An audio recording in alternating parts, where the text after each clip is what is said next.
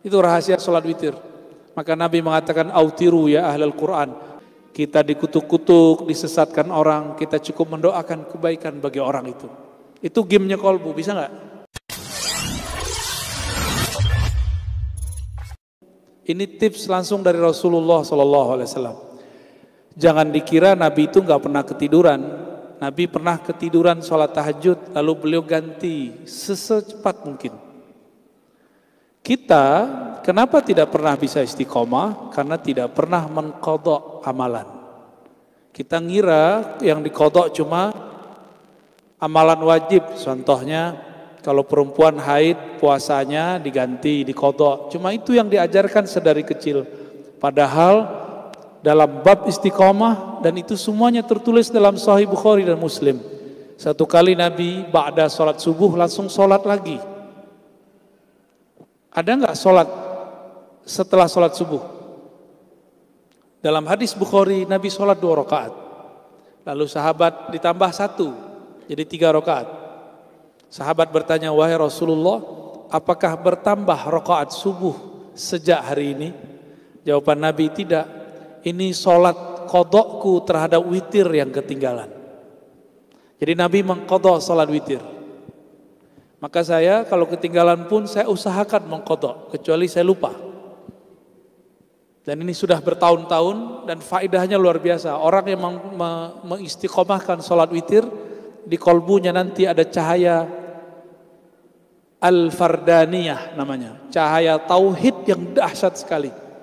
Yang membuat dia betul-betul akan dijaga oleh Allah kolbunya.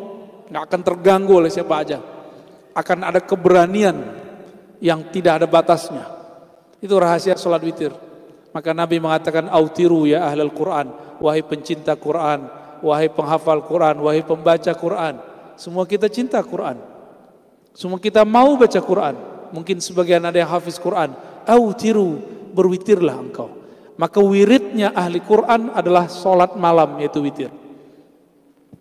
Siapa yang sholat witir, walaupun tidak hafiz Quran, Allah nanti akan bangkitkan dia di kalangan ahlul Quran. Insya Allah, tapi belum terlambat loh ya, kalau mau menghafal Quran, masih belum terlambat, masih bisa. Jadi gitu Bu ya, di qadha. Kenapa hati keras? Hati keras, kalau si hati tidak diberikan santapannya. Santapan hati 2 aja. Ma'rifatullah, ma'rifatur Rasul. Mengenal Allah, mengenal Rasul. Kalau sudah kenal Allah, sering-sering baca namanya, maka wiridkanlah Asmaul Husna dengan memahami namanya. Jika ingin mengenal Rasul, bacalah kisah-kisahnya. Coba lihat Rasulullah itu bagaimana akhlaknya, dan kolbu Nabi selalu lembut. Tidak ada orang yang diuji lebih dahsyat dari Nabi, tapi Nabi kolbunya paling lembut. Paling mudah minta maaf, paling mudah memaafkan. Hari ini orang belum sesoleh Rasulullah, tapi berbeda dikit sudah tidak memaafkan. Benar ya? Baru beda pemahaman sudah nggak mau toleransi. Sungguh menyedihkan hari ini. Umat Nabi Muhammad tidak lagi menebar kasih sayang yang diajarkan sang Nabi. Kita sedih, betul-betul sedih hari ini.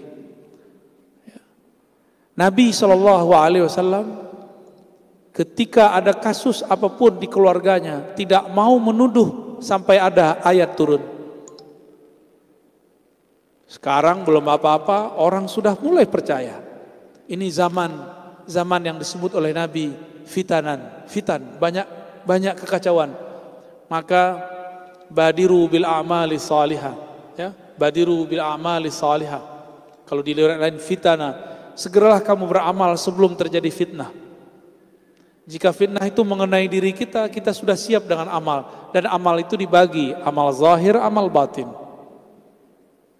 Sekarang orang sibuk dengan main sosial media, sibuk dengan aib orang, tapi dia lupa dengan aibnya sendiri. Orang sibuk dengan smartphone, tapi lupa dengan smart di dalam kolbunya. Asik nggak main game di handphone? Asik. Game yang ada di kolbu ini lebih asik. Ngapain kita nge-game? Nge-game itu ada musuh, ada lawan. Kita diserang, kita balas menyerang. Itu game. Tapi gamenya kolbu berlain. Kita diserang, kita nggak perlu bahas menyerang. Kita dibenci, itu gamenya kolbu. Kita nggak perlu balas membenci. Kita dikutuk-kutuk, disesatkan orang, kita cukup mendoakan kebaikan bagi orang itu. Itu gamenya kolbu, bisa nggak? Insya Allah ya. Insya Allah. Bapak ini kayaknya udah disesatkan berkali-kali nih kena jenggotnya nih. Sama serbannya ya. Sabar Pak ya. Biasa aja. Kita dan Allah kita lebih tahu. Bahwa hubungan kita dengan Allah kita yang lebih tahu. Mengenai tadi, siapa tadi? Saya lupa namanya. Apakah nafsiyah ego itu wajar? Wajar untuk manusia biasa. Tapi tidak wajar untuk manusia yang menjadi hamba Allah. Di dalam hadis yang disebutkan 7 golongan yang Allah berikan naungan dia di akhirat. Teman-teman, diberikan naungan itu kalimatnya yauma la zilla illa zillu. Tidak ada naungan lagi kecuali naungannya. Saya membahasakan hadis ini, ada 7 golongan wali Allah. Dan nomor 3 atau nomor 4-nya syabun nasya'a fi ibadatillah. Pemuda yang tumbuh dalam menyembah Allah. Menyembah Allah, kata Imam Mujahid, Imam Ibnu Abbas, sahabat Nabi Ibnu Abbas, menyembah itu artinya dimulai dari mengenal. Awal penyembahan adalah mengenal yang disembah. Sembah itu artinya hormat. Bisa nggak menghormati yang nggak dikenal? Bisa nggak? Ini misalnya nih, saya pernah masuk satu gerbang, security-nya nggak kenal saya, dibentak. Kamu siapa?